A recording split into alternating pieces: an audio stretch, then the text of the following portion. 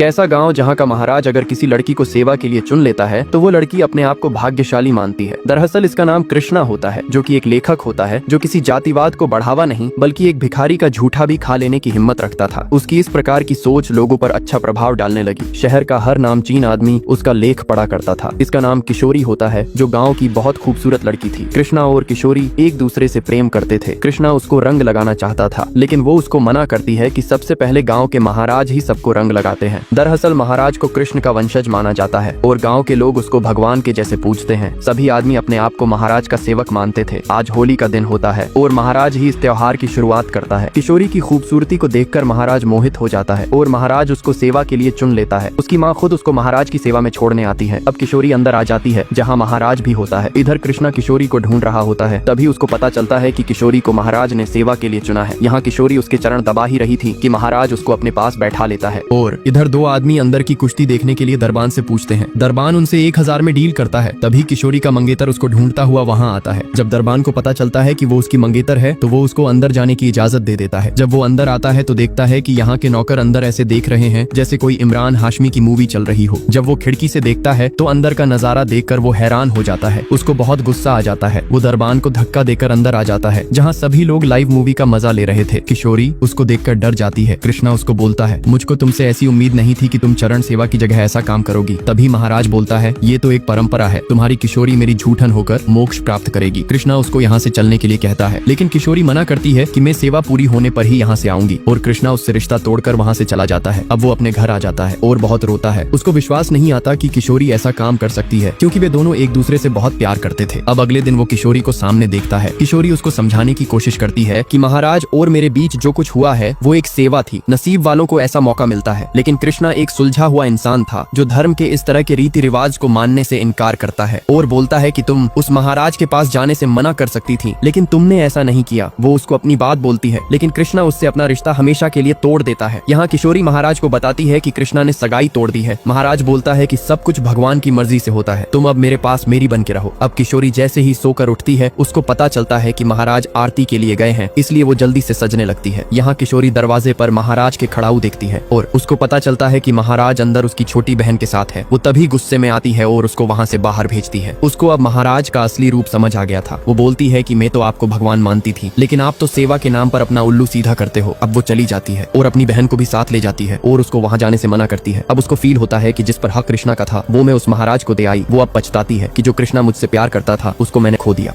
कृष्णा अपनी मंगेतर को छोड़ देता है क्योंकि वो सेवा के नाम पर महाराज के साथ रही थी, क्योंकि इस गांव में महाराज को भगवान माना जाता है। यहाँ कृष्णा का बाप उल्टा उसी पर गुस्सा करता है कि तूने किशोरी के साथ रिश्ता क्यों तोड़ा। ये हमारे गांव की परंपरा है कि लड़कियां हवेली में सेवा देती हैं, लेकिन कृष्णा एक क्रांतिकारी विचारधारा का इंसान था। उसको ये गवारा नहीं था कि उसकी होने वाली बीवी किसी आदमी के पास जाए, लेकिन उसका बाप उसकी बात नहीं सुनता और उसके एक थप्पड़ मारता है। उसकी माँ भी उसको घर से निकल जाने को बोल देती है और वो घर से निकल जाता है। जब सुबह होती है वहाँ दो आदमी आते हैं जो कृष्णा का लेख पढ़ा करते थे और उसकी सोच की इज्जत करते थे। यहाँ महाराज अपनी मालिश करा रहा था कि तभी एक आदमी अपनी बहन को लेके आता है और बताता है कि मेरी बहन आपके बच्चे की माँ बनने वाली है। अगर आपने कुछ नहीं किया तो हमारी बहुत बदनामी होगी। लेकिन वो नहीं मानता, जिससे उसका भाई गुस्सा दिखाने लगता है। लेकिन उसकी बहन महाराज से माफी मांगती है और महाराज उसको धतूरे का लड्डू खिला देता है। उसका भाई खाने के लिए मना करता है, लेकिन वो महाराज की बात मान लेती है। रात को कृष्णा जा रहा था, तभी उसको आवाज सुनाई देती है। वो लड़का बताता है कि महाराज ने मेरी बहन को जहरीला लड्डू खिला दिया है क्योंकि वो पेट से थी। अब वो जैसे ही उसको हॉस्पिटल ले जाने के लिए बैलगाड़ी लेके आता है, वो देखता है कि वे वहाँ से गायब हो जाते हैं। वो उनको ढूंढने की बहुत कोशिश करता है, लेकिन वे उसको नहीं मिलते। वो एक आदमी से पूछ ही रहा था कि वो बताता है कि ये हवेली बहुत लोगों को निगल चुकी है। कृष्णा बोलता है, जब तुमको सब पता है तो आप कुछ करते क्यों नहीं हो। वो बोलता है कि महाराज की ताकत बहुत बढ़ चुकी है, मैं कुछ करना भी चाहूंगा तो मेरी भी आवाज हवेली में दबा दी जाएगी, लेकिन तू हवेली के बाहर से बहुत कुछ कर सकता है। देश के बारे में तो लिखते ही हो, हवेली के बारे में भी लिखना शुरू कर दो। लेकिन अखबार का संपादक कृष्णा को ऐसा करने से मना कर देता है कि महाराज के बारे में ऐसा करने का मतलब है कि अपने पैर पर कुल्हाड़ी मारना। लेकिन कृष्णा अपनी बात पर अटल रहता है। अब वो उसको किशोरी के बारे में बताता है कि वो तुमसे मिलने के लिए आई थी क्योंकि वो किशोरी को बहुत प्यार करता था, इसलिए उसको माफ करने के लिए मान जाता है। तभी वहाँ एक आदमी आता है और उसको अपने साथ ले जाता है। यहाँ वो आके देखता है कि किशोरी अब नहीं रही है, क्योंकि महाराज ने उसके साथ जो किया था उस वजह से वो कृष्णा से आंख नहीं मिला सकती थी। अब वो बहुत गुस्से में महाराज को चेतावनी देता है।